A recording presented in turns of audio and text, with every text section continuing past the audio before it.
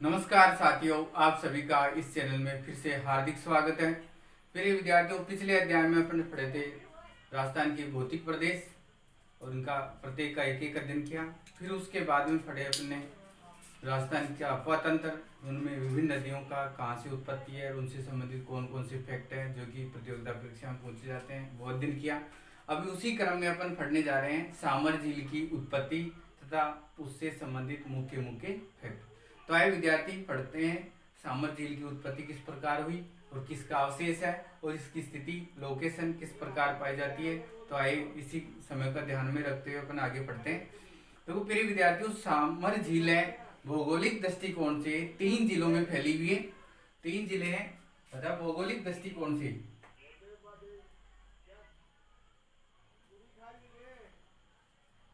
भौगोलिक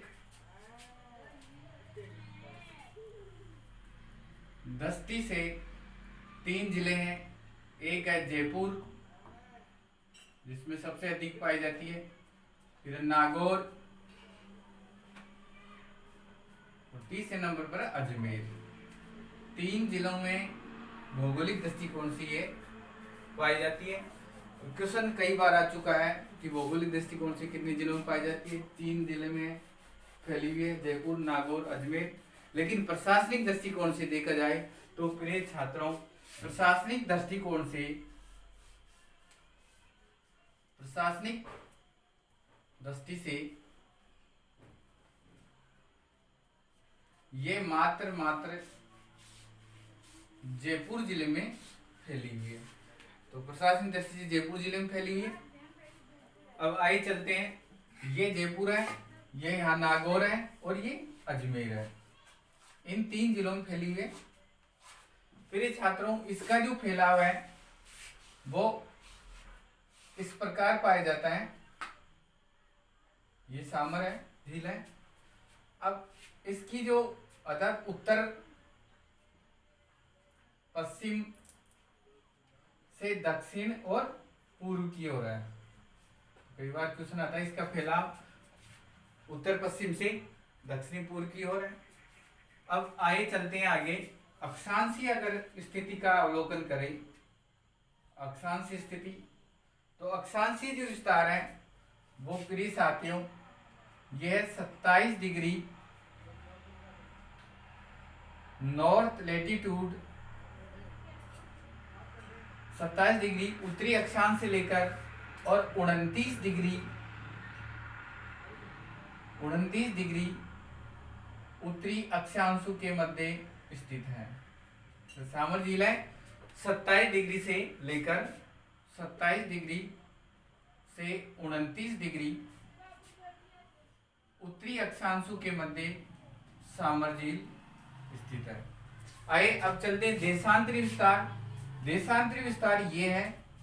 देशांतरी विस्तार प्रिय साथियों 74 डिग्री से लेकर और 74 डिग्री पूर्वी देशांतर के मध्य स्थित है। पूर्वी देशांतर के मध्य इनका विस्तार पाया जाता है। तो देशांतरी स्थिति कितने में? अक्षांश स्थिति 27 डिग्री से लेकर 29 डिग्री और देशांतरी जो स्थिति है तो देशांतरी स्थिति प्रिय विद्यार्थियों 76 डिग्री से लेकर और 75 डिग्री पूर्वी देशांतर के मध्य सामर झील स्थित है। इसी प्रकार ये जो सामर झील है भौगोलिक दृष्टिकोण से प्रिय विद्यार्थियों तैतीस सागर का अवशेष माना जाता है। इसका अवशेष है तैतीस सागर का अवशेष है। कहा जाता है कि प्राचीन काल में, पहले बता चुका हूं, एक पेंजिया था, ऊपर के 2 भागों में बटा।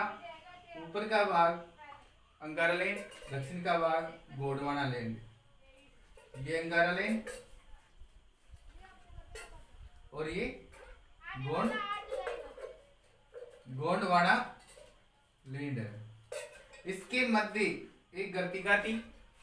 उस भूसनती को 33 सागर था।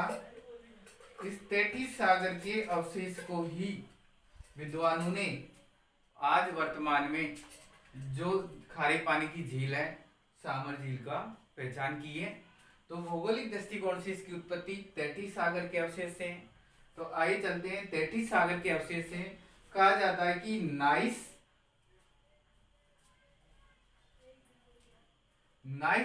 जो चट्टाने हैं, उन चट्टानों के मध्य गाद बढ़ने के फलस्वरूप, मिट्टी बढ़ने के फलस्वरूप, कीचड़ बनने के फलस्वरूप जो अवशेष बचा वर्तमान में, वो सामर झील का अवशेष है। तो भौगोलिक दृष्टिकोण से तो ये तैतीस सागर का अवशेष है। जब तैतीस सागर धीरे धीरे बाह्य नदियां तैतीस सागर में मलबा डालती गई और कालांतर में पानी वाष्पोदर्शन हो गया, कम हो गया, उसके फलस्वरूप जो बचा हुआ भाग वो कीचड़ के रूप में रहा और कुछ शेष भाग जो बच गया वो तैतीस सागर के अवशेष है लवणीय अवस्था में। तो अवशेष आज वर्तमान में सामर झील कहलाती है। अब ये तो थे सामर झील का भौगोलिक दृष्टिकोण। ऐतिहासिक दृष्टिकोण से अगर देखा जाए तो इतिहास की दृष्टि से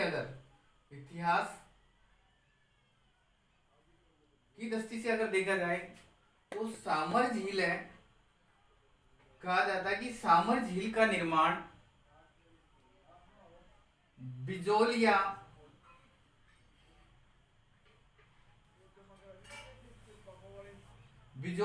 शिलालेखों के अनुसार वासुदेव चौहान ने इसकी उत्पत्ति की है। अतः इसका निर्माण किसने किया? इसकी निर्माण भीलवाड़ा में स्थित बिजोलिया शिलालेखों के अनुसार वासुदेव चौहान ने इसकी निर्माण किया। कहा जाता है कि इसके पास में यहाँ इस झील के किनारे या इस झील के अंदर कहा जाता है कि शाकंभरी माता का मंदिर है। तो प्रिय विद्यार्थियों, शाकंभरी माता का मंदिर कहाँ है? वो है सामर झील में। और ये शाकंभरी माता जो है वो कुलदेवी है, वो वासुदेव चौहान की प्रिय माता थी, अर्थात चौहानों की कुलदेवी कहला जाती है। और ऐतिहासिक दृष्टिकोण से देखा जाए तो यहाँ शुक्राचार्य विद्वान हुए हैं। प्राचीन काल में शुक्राचार्य का निवासी स्थान है। इतिहासकार बताते हैं कि शुक्राचार्य की पुत्री देवयानी का विवाह सामर झील की तलहटी में बेसिन में हुआ है और वो हुआ है ययाति के साथ। ययाति जो नरेश था उसके साथ देवयानी का विवाह हुआ और ये शुक्राचार्य की पुत्री है। तो आज भी देवयानी का जो स्थान है, प्रिय विद्यार्थियों, प्रिय साथियों, और देवयानी का जो स्थान है वो सामर लेक में पाया जाता है। इस देवयानी को तीर्थों की नानी कहा जाता है। तीर्थों की नानी कहा जाता है। तो तीर्थों की नानी कौन सी है? देवयानी है। इसके साथ साथ ऐतिहासिक दृष्टिकोण से इससे संबंधित सामर झील से और क्वेश्चन आते हैं। ऐतिहासिक दृष्टिकोण से देखा जाए तो अकबर जोधा का विवाह स्थल है। अकबर जोधा का विवाह भी इसी के आसपास हुआ। सामर झील जहांगीर का ननिहाल है। जहांगीर का ननिहाल कहलाता है। और देवयानी तथा ययाति का विवाह स्थल कहलाता है। अकबर जोधा का विवाह स्थल कहलाता है और जहांगीर का ननिहाल कहलाता है। तो प्रिय साथियों, ये सामर झील है। अब आते हैं इसकी लंबाई और चौड़ाई। इसकी जो लंबाई है, इसकी लंबाई, सामर झील की लंबाई 32 किलोमीटर है तथा चौड़ाई है वो 3 से 12 किलोमीटर है। कहीं कम से कम 3 किलोमीटर और अधिकतम 12 किलोमीटर चौड़ी है। इसका जो क्षेत्रफल है, कैचमेंट एरिया, अफवाह क्षेत्र है, वो अफवाह क्षेत्र प्रिय साथियों वो है 5,000 वर्ग किलोमीटर है। 5000 वर्ग किलोमीटर है इसका अफवाह क्षेत्र। तो प्रिय छात्रों, ये सामर झील है। सामर झील के बारे में अध्ययन किया। सामर झील भौगोलिक दृष्टिकोण से जयपुर और नागौर अजमेर जिले में फैली हुई है। प्रशासनिक दृष्टिकोण से जयपुर जिले में है। इसकी जो लोकेशन है अगर देखा जाए तो लोकेशन है ये है अक्षांश स्थिति के अनुसार 27 डिग्री से 29 डिग्री उत्तरी अक्षांश के मध्य स्थित है। देशांतरी विस्तार सामर झील का जो देशांतरी विस्तार है वो है 76 डिग्री से 75 डिग्री पूर्वी देशांतर के मध्य। इस की लंबाई है वो है प्रिय विद्यार्थियों उत्तर पश्चिम से दक्षिण पूर्व की ओर 32 किलोमीटर है तथा चौड़ाई है वो है 3 से 12 किलोमीटर, कम से कम 3 किलोमीटर और अधिकतम 12 किलोमीटर है। इसका कैचमेंट जो कंप्लीट कैचमेंट है वो है 5000 वर्ग किलोमीटर है।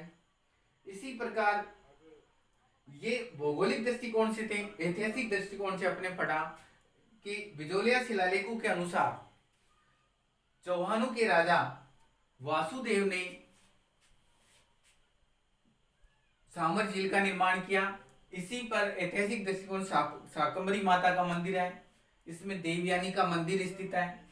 इसको अकबर और जोधा की विवाह स्थली कहा जाता है। इसी की तलेटीम को जहांगीर की ननिहाल कहा जाता है। और यहाँ देवयानी और ययाति का विवाह हुआ। देवयानी को वर्तमान में तीर्थुल की नानी कहा जाता है। ये सामर झील है शुक्राचार्य का निवास स्थान है। इसके अलावा एक और फैक्ट है वो है कि ये दादू दयाल की पुण्य भूमि भी है। अर्थात दादू की जो मृत्यु हुई यहीं हुई है सामर झील में के आसपास। तो प्रिय विद्यार्थियों ये थी सामर झील। इसका जो अवशेष है वो तेटी सागर का अवशेष है जो आज वर्तमान में सामर झील है। सामर झील को पलाय के नाम से भी जाना जाता है। तो प्रिय विद्यार्थी ये है सामर झील। आगे अपन पढ़ेंगे सामर झील में गिरने वाली विभिन्न प्रकार की नदियां और अपनी केंद्रीय जो अपवाह तंत्र है। आप इसको देखिए, सब्सक्राइब कीजिए, शेयर कीजिए। आपको कैसा लगा? धन्यवाद।